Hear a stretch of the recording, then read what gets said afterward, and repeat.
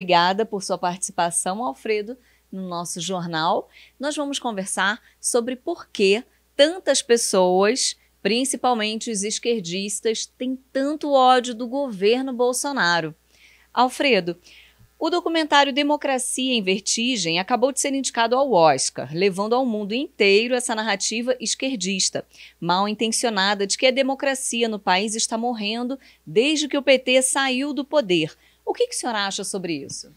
Bom, em primeiro lugar, parabéns pelo trabalho de vocês. É fundamental que o campo conservador se estruture com ferramentas de comunicação, porque esse vai ser o embate.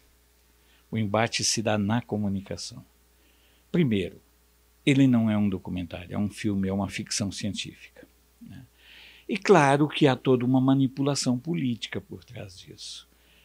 A esquerda, ela jamais foi confrontada dentro dos seus valores. E que valores são esses? São os valores da destruição de uma cultura, de uma civilização.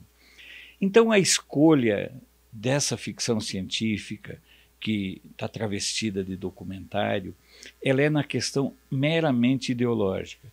Eu sei que vão dizer, olha, quer dizer que Hollywood é de esquerda? Não, é de extrema direita. Basta ver a forma como Hollywood se adaptou ao politicamente correto. Hollywood, na verdade, ela é moldada pelos interesses de quem faz cinema.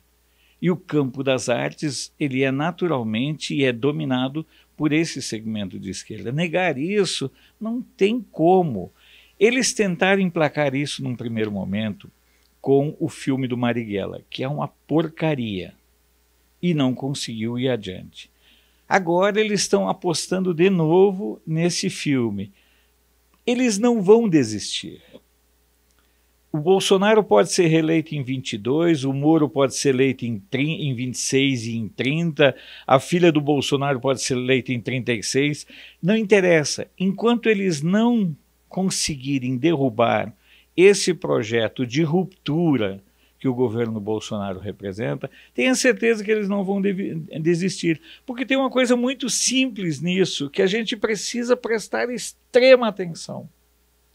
O que está em jogo é que, pela primeira vez, você teve uma ruptura política no Brasil. É a maior ruptura política da história da humanidade. É muito maior do que a eleição do Trump. É muito maior do que a eleição do Johnson na Inglaterra. Não tem nenhum paralelo. Nós somos um dos maiores países onde, depois de 30 e poucos anos de governos sociais-democratas, com vários perfis de esquerda, a sociedade deu um basta. Ninguém acreditava nisso. E é por isso que eles vão continuar esperneando. E vão tentar de todas as formas, em aliança com o Centrão, em aliança com as forças de esquerda, com aliança com as forças do judiciário, eles vão tentar inviabilizar.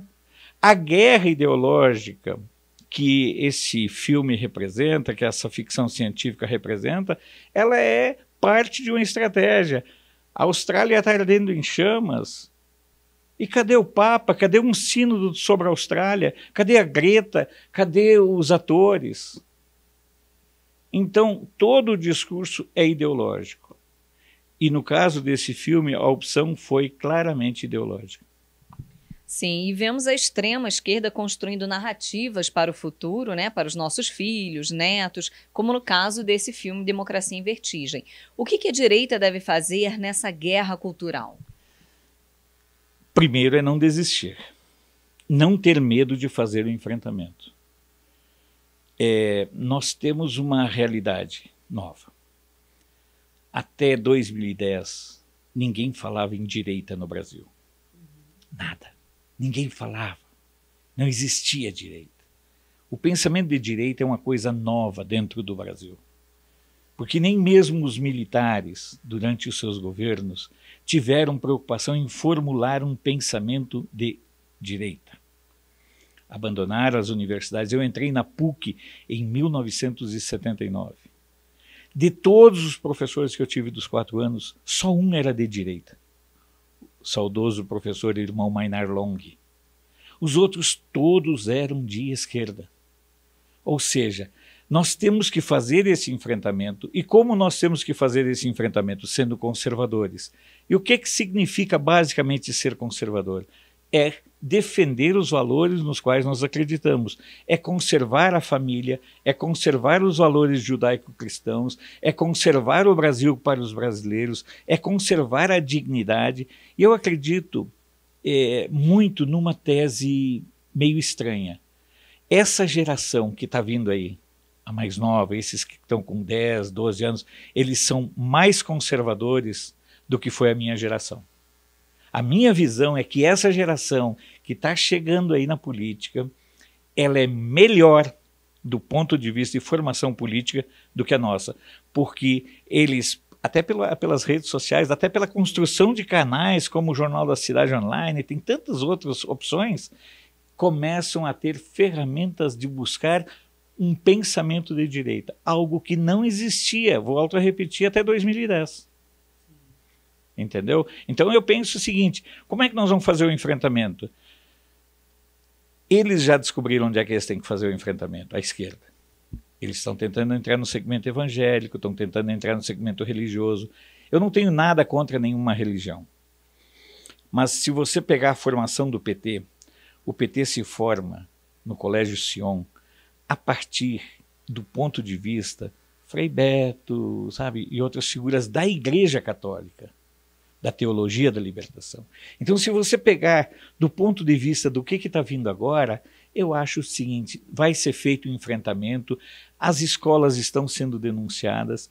Por que você acha que querem tanto o pescoço do Weintraub?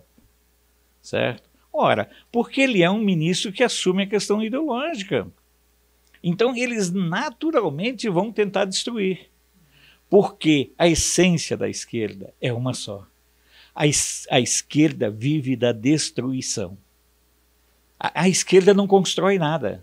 A esquerda destrói valores, a esquerda destrói reputações, a esquerda destrói empresas públicas, como foi no Brasil, destrói fundos de pensão, destrói credibilidade, respeitabilidade.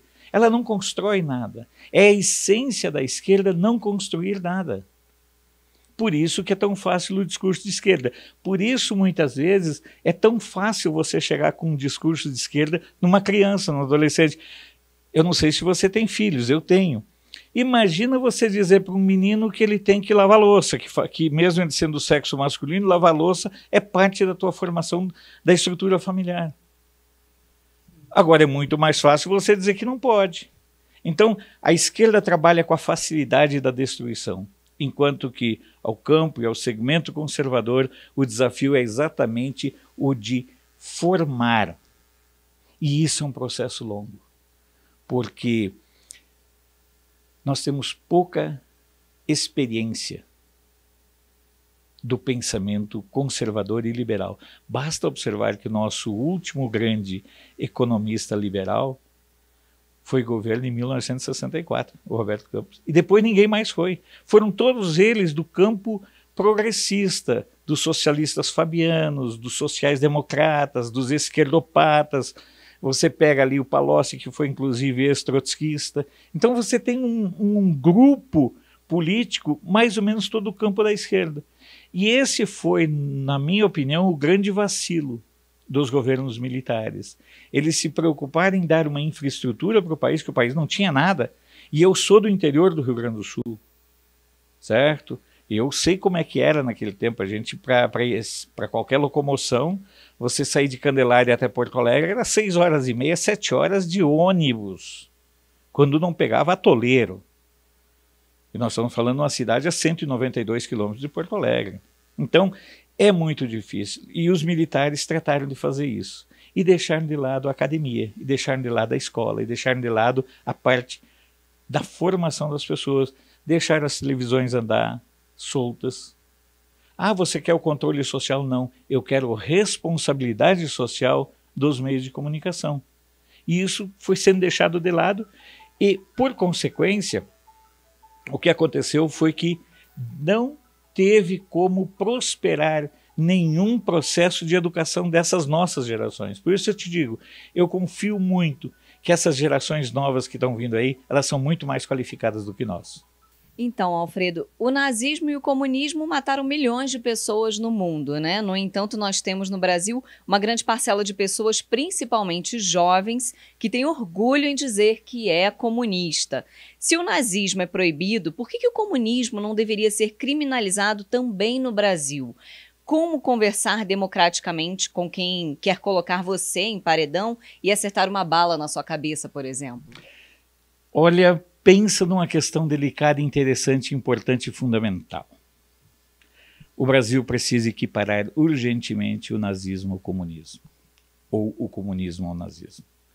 Ah, não, mas o comunismo é um sistema econômico. Econômico e matou quantos? Só na China, entre 70 e 100 milhões. Só na China. A fome na Ucrânia, Holodomor. O horror que foi. E aí vem aquela expressão que comunista come criancinha. Porque quando as pessoas morriam, os próprios parentes comiam. Os extermínios de opositores nos regimes da Coreia, de Cuba. Eu acho fantástico quando eu vejo um gay ou uma lésbica, amigos meus, que defendem o Che. Logo o Che que tinha o prazer imenso de matar gays. Certo? Então nós temos que denunciar e desmascarar isso de forma reiterada e sistemática. Eu espero muito, mas muito mesmo, que entre no Supremo, eu não diria nenhum ministro terrivelmente evangélico,